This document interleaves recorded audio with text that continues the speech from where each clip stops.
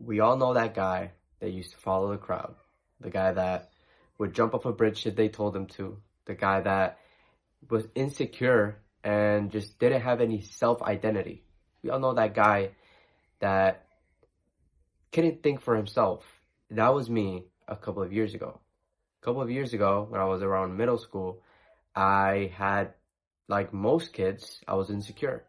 I didn't know who I was or who I wanted to be.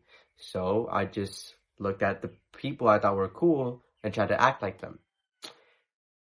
That got me into a really bad state of mental health because you're comparing yourself to people and trying to act like them.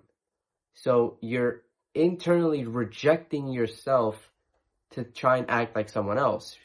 And that really damages your mental health because how are you going to just reject yourself, reject your own self, right? And a lot of that comes from fear of not being liked, right? Maybe even fear of abandonment, where you might think that, oh, if I show my true self, then not a lot of people are going to like me, so they're going to leave, right? I don't want to be alone. And most of us used to just follow the crowd, right? Do whatever they told us to do and do whatever they did, right? We didn't think for ourselves. And for me, that all shifted when it was the second semester of high school. I only had one grade that I took on high school, actually, and it was the 12th grade because I skipped school from 8th grade to 12th grade. I was in homeschool. So I wasn't really socializing that much in between that time period. And when I got into high school, the first year, the first semester, from August to like December, I was just following the crowd. I was hanging around the cool kids, right? The people who vaped, smoked weed, and were just not really responsible. Now, thank God, I always was capable enough to know that I shouldn't fall into those things, so I never did them, but I was still hanging out with the wrong kind of people. And all of that because I didn't know who I was, who I wanted to be, so I would just follow the crowd, right? And then we went to Christmas break, everyone leaves, holidays, right? When I come back from Christmas break, I told myself that I would not follow a crowd anymore, that I would not try and fit into other people's perspective of me so that I could just be liked, right? It felt empty. I felt more alone with all of these people around me than I ever felt actually by myself because I couldn't be myself. I was being fake all the time. And this acting that I was doing, I was literally acting like another person to be liked. It's exhausting. So I decided this next year was not going to be the same. I decided that I was going to have my own opinion. I was going to have my own thoughts. And I was going to say whatever I wanted to say when I wanted to say it, right? No filter, just me.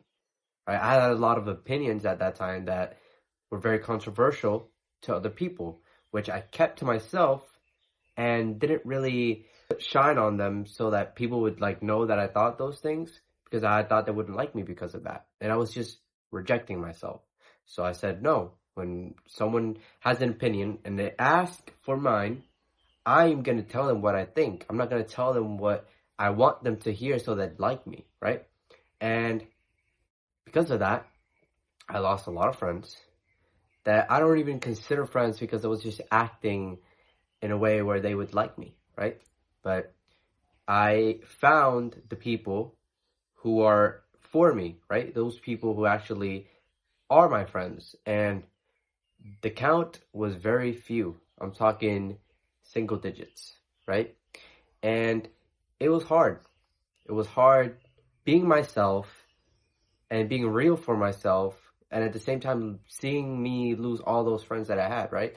Just because of I was just acting the way I wanted to act, right? If I didn't want to go hang out with people who were talking about freaking girls and sexualizing them and doing all these stupid things, if I didn't want to hang around those types of people and try and fit in and make jokes, then I wouldn't. I would just say, yeah, I'm out. I'm just going to go read. And I would literally get out of the friend group to go like under a tree and read.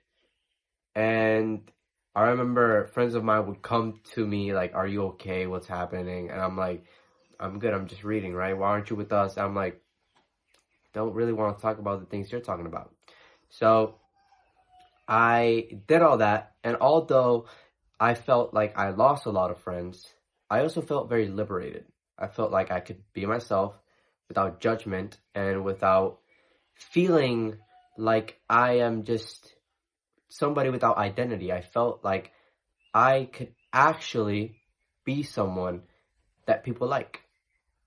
And because of that, a lot of people that actually started to like me and wanted to be friends with me were people that I've never even talked to before.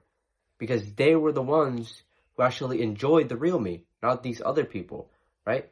So it opened my eyes to know that just being yourself is going to be way more fulfilling. No matter how weird you are, no matter how stupid freaking thoughts you think you have, no matter how extremely obnoxious you think you are, or even if you talk a lot. I talk a lot. Believe me, I talk a lot of shit too. Doesn't matter what it is. The people who like you are the people who are going to be there for you. Those people that you want to be liked by, they don't care about you. They don't care if you call them one night crying, saying that you need help. They don't care. They could care less, right? But those friends that know you for you, they value the person that you are, right? No one's ever going to value someone that you're pretending to be. They value you, yourself. Once you let yourself be seen to other people, you realize that, yeah, I'm not as bad as I thought I was. And that creates a level of confidence that it makes you sure of who you are. And once somebody becomes confident in who they are, there is a very small percentage of people that can actually make a difference in him. For example, if I was silent and I was reading a book and I was just in my zone and that's what I wanted to do, if nobody can come to me and try and hype me up and say, yo, let's talk to these girls or let's go this, let's like cut class or something. Before, I would be like reading my book, being myself. When someone else came, I'll be like, oh yeah, let's do that shit, let's go. Bro, now, that semester, the last semester, I would literally sit there and just, no, I'm good. I'm reading. And they would look at me like, bro, you'd rather read and cut class, go to the mall? I'm like, yeah. And again, people didn't like me. People didn't want to talk to me. And the people who did were the people who actually valued me. So the lesson in this is simple.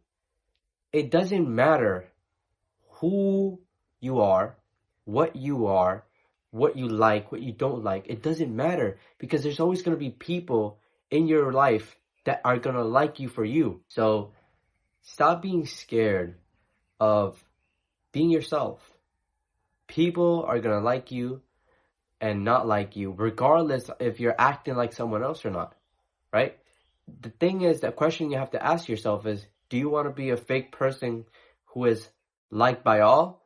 Or do you want to be real to yourself and have a few down-to-earth people who actually like you for you?